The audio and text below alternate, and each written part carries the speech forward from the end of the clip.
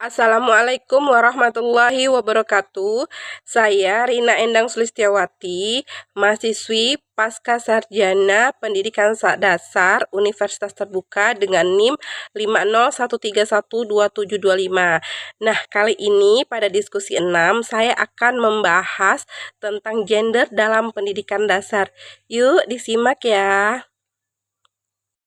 Pertanyaan pertama, bagaimana kontribusi saya sebagai guru pada tingkat dasar menciptakan lingkungan pembelajaran inklusif dan tanggap gender?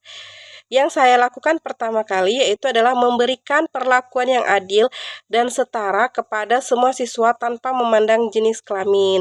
Jadi saya akan berusaha seadil mungkin dalam bersikap, dalam bertutur kata kepada siswa-siswi saya di kelas. Dan saya juga berusaha memberikan contoh dan teladan kepada mereka. Yang kedua, yaitu menggunakan bahasa inklusif dan tidak stereotip gender dalam komunikasi sehari-hari. Dan begitu juga tutur kata sapaan kepada mereka. Saya akan menyapa anak didik saya dengan sapaan Mas, Mbak, si pintar, soleh, dan soleha. Seperti itu. Ya, mendorong partisipasi aktif siswa laki-laki dan siswi perempuan dalam semua aktivitas kelas. Yang keempat adalah membentuk kelompok belajar yang heterogen untuk mengembangkan kerjasama lintas gender. Nah, kedua poin ini saling berkaitan ya, yang mana saya akan memposisikan tempat duduk mereka selalu rolling atau berotasi seperti itu, jadi bergantian. Biasanya kami melakukannya seminggu 2 kali, kadang sesuai dengan saya dan kadang juga sesuai dengan keinginan mereka. Jadi yang penting satu sama lain itu saling berinteraksi. Begitu pula dengan kelompok belajar. Biasanya saya juga selalu berganti-ganti dalam membentuk kelompok belajar, yang mana setiap kelompok itu terdiri dari anak laki-laki dan perempuan. Harapan saya melakukan hal seperti itu agar mereka bisa saling interaksi satu sama lain tanpa memilih-milih teman, tanpa membeda-bedakan teman, dan tanpa membedakan gender. Yang penting saya selalu mengingatkan mereka bahwasannya anak laki-laki dan anak perempuan itu boleh berteman, boleh bersahabat, yang penting mereka tidak kebablasan.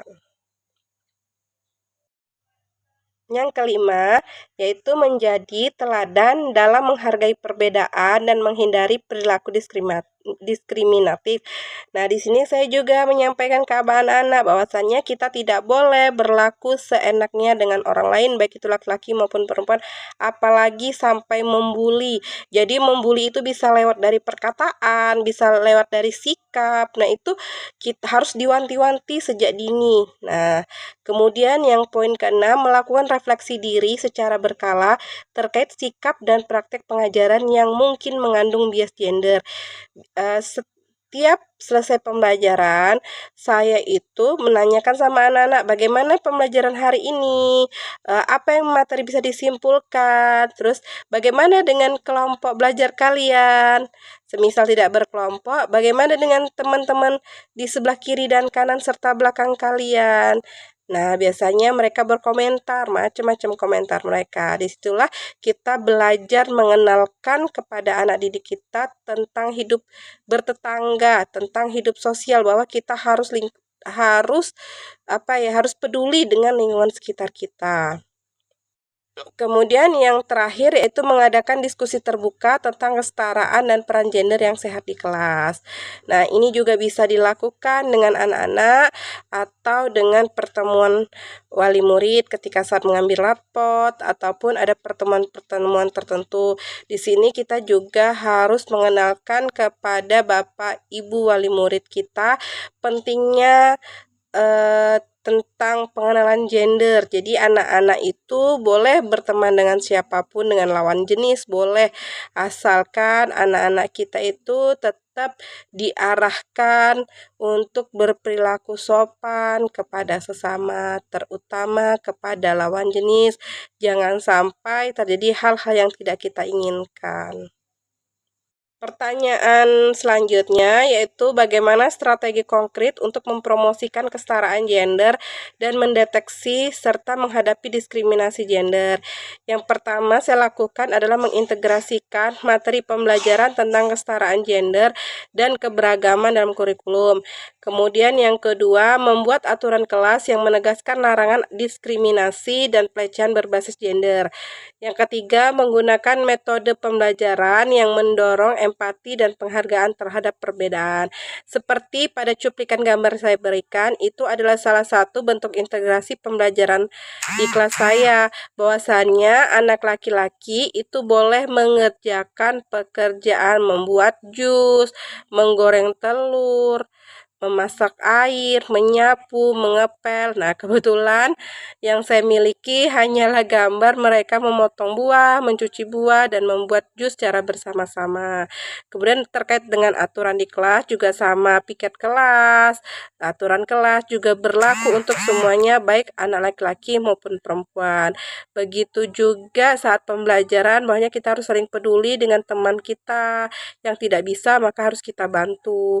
Yang bisa harus mampu membantu yang lain biar jadi bisa. Jadi pada intinya kita harus saling toleransi, saling memahami sesama teman, dan saling peduli.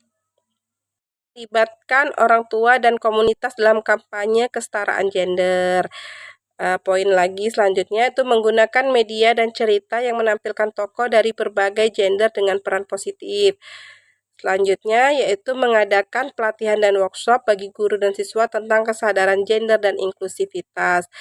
Jadi di sini bisa juga kita menggunakan bahan ajar, misalnya ketika mengenalkan berbagai profesi nih, misalnya di TNI. TNI itu ada loh perempuan, bukan hanya laki-laki. Begitu juga pilot-pilot juga ada perempuan loh, bukan hanya laki-laki saja, dan sebagainya. Begitu juga saat mengenalkan ke wali murid. Nah, kebetulan saya di kelas 6, jadi kita harus bisa memberikan pandangan nih kepada anak didik kita, mengingatkan kembali bahwasannya harus belajar, harus sungguh-sungguh. Selain untuk kelulusan, juga ilmu-ilmu yang dimiliki anak-anak sekarang pastinya akan mengantarkan mereka ke masa depan yang lebih cerah.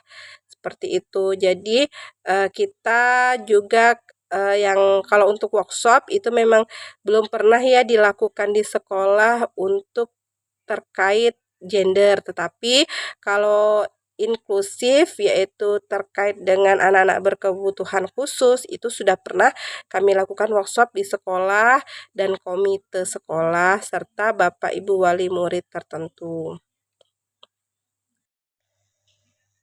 Selanjutnya, yaitu pertanyaan tentang bagaimana tantangan utama dalam implementasi pendekatan inklusif gender dan solusi mengatasinya. Jadi saat kita mengimplementasikan, pasti banyak sekali tantangan-tantangan tersebut. Hanya saja, belum sepenuhnya bisa kita carikan solusi. Memang dari artikel yang saya baca itu ada beberapa sekolah sudah mengintegrasikan modul ajar dengan responsif gender seperti itu. Tapi untuk di sekolah kami sendiri itu belum. Nah, semoga kedepannya ada kebijakan dari pemerintah juga bahwasannya guru itu diwajibkan juga untuk menyusun modul ajar yang berbasis responsif gender. Nah, adapun tantangan yang pertama yang saya alami dalam mengimplementasikan yaitu kesulitan dalam mengubah kebiasaan dan pola pengajaran lama yang bias gender. Nah, di sini solusinya yaitu memberikan pelatihan rutin dan pendampingan bagi guru untuk mengadopsi metode pengajaran baru. Jadi itu kita harus tanamkan nih kepada guru bahwasannya misalnya nih biasanya ada yang bilang anak laki-laki itu pinter bola. Nah, mungkin bisa aja ada anak perempuan yang juga jago bola. Nah, itu bisa diikut sertakan. Tantangan selanjutnya yaitu kurangnya sumber daya dan materi pembelajaran yang tanggap gender. Jadi sangat sulit ya bagi seorang guru itu untuk mencari dan mengembangkan suatu modul ajar yang berbasis gender dengan memanfaatkan teknologi. Nah, tantangan selanjutnya itu adanya stereotip dan norma sosial yang sudah mengakar kuat di masyarakat dan lingkungan sekolah. Nah, seperti ini misalnya, ada beberapa wali murid itu tidak memperbolehkan anak laki-lakinya menyapu dan mengepel di kelas karena, beranggapan itu adalah kerjaannya anak-anak perempuan. Nah, di saya waktu itu sempat ada pro kontra sedikit. Jadi saya beri penjelasan dan pengarahan kepada wali murid bahwasannya anak laki-laki, anak perempuan itu wajib menyapu dan mengepel serta membersihkan kaca maupun menyiram bunga di depan. Seperti itu, dan itu berlaku untuk semuanya, mau anak siapapun, mau itu laki-laki, mau itu perempuan, semua wajib. Karena semua anak itu harus bisa mandiri, harus bisa bekerja untuk dirinya dan menjaga kebersihan.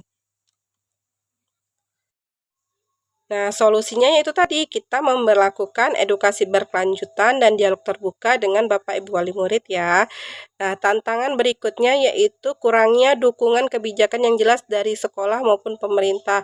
Jadi di sini sangat perlu ya kita sebagai guru itu juga apa ya diberikan wawasan, diberikan kebijakan agar kami-kami ini bisa tadi memasukkan bias gender ke dalam materi pembelajaran secara resmi. Jadi, oh ini pemerintah nih yang menuntut kami harus seperti ini, makanya dilakukan. Biasanya kan gitu. Kalau kita ide-ide sendiri itu biasanya diragukan, tetapi kalau emang itu sudah aturan dari pemerintah, biasanya langsung dilaksanakan. Sekian penjabaran dari saya. Apabila ada salah kata, salah pemahaman dari saya mohon maaf. Assalamualaikum warahmatullahi wabarakatuh. Sampai jumpa lagi ya teman-teman. Terima kasih.